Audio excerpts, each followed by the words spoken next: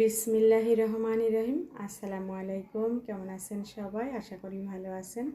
চলে আসলাম নতুন আরও একটা রেসিপি নিয়ে। আজ আমি শেয়ার করব ফ্রেশ তাজা রুই মাছ কিভাবে রান্না করি, সেই রেসিপিটাই শেয়ার করব। এখানে হচ্ছে ছোট সাইজের 3টি রুই মাছ কেটে নিয়ে এসেছে। মাশাআল্লাহ, মাছগুলোকে আমি পরিষ্কার করে নিয়েছি।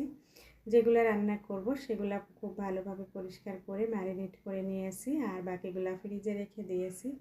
এখানে হচ্ছে স্বাদ মতো লবণ, হলুদের পাউডার, সামান্য শুকনো মরিচের পাউডার দিয়ে মাছগুলোকে ম্যারিনেট করে নিয়েছি।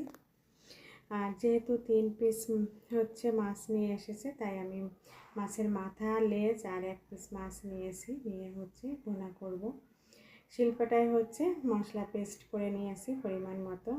চুলায় ফ্রাই প্যান বসিয়ে দিয়েছি, তাতে তেল দিয়েছি। তেলটা গরম হয়ে গিয়েছে। এ পর্যায়ে এখন আমি মাছের মাথাগুলো ফ্রাই করে নিতেছি। মাছের মাথাগুলো ফ্রাই করে নামিয়ে নিয়ে চুলায় আর একটা কড়াই বসিয়ে দিয়েছি, তাতে তেল দিয়ে দিয়েছি। তেলটা গরম হয়ে গিয়েছে। এখন আমি পেস্ট করে রাখা মশলাগুলো দিয়ে দিলাম।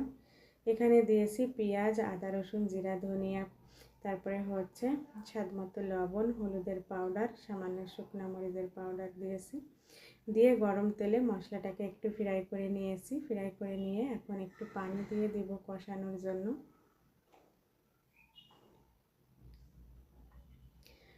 সামান্য পরিমাণে একটু পানি দিয়ে দিলাম। কষিয়ে নেব মশলাটাকে খুব ভালোভাবে। আর এখন কিন্তু মশলাটাকে কষিয়ে নিয়েছি, তেলটা উপরে উঠে এসেছে। এ পর্যায়ে আমি ঝোলের পানিটা অ্যাড করে দিলাম। ঝোলের পানিটা ফুটে উঠেছে। এ পর্যায়ে এখন আমি ফ্রাই করে রাখা মাছের মাথাগুলো দিয়ে দিলাম।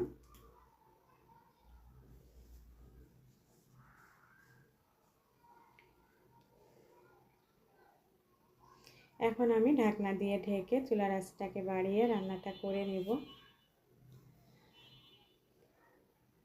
খুব সুন্দরভাবে বলক এসে গিয়েছে। এই পর্যায়ে এখন আমি কিছু কাঁচামরিচ দিয়ে দিলাম। কাঁচামরিচটাকে 2 ভাগ করে আস্ত কাঁচামরিচ দিয়ে দিলাম। এখন রান্নাটা হয়ে গিয়েছে। চুলাটাকে অফ করে নামিয়ে নিব।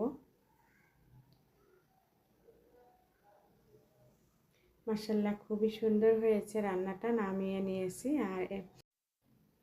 আর যেহেতু ফ্রেশ তাজা মাছ ছিল, খেতে অনেক টেস্টি হয়েছিল গরম ভাতের সঙ্গে। আমার রেসিপিটা ভালো লাগলে এভাবে করে বাসায় ট্রাই করতে পারেন।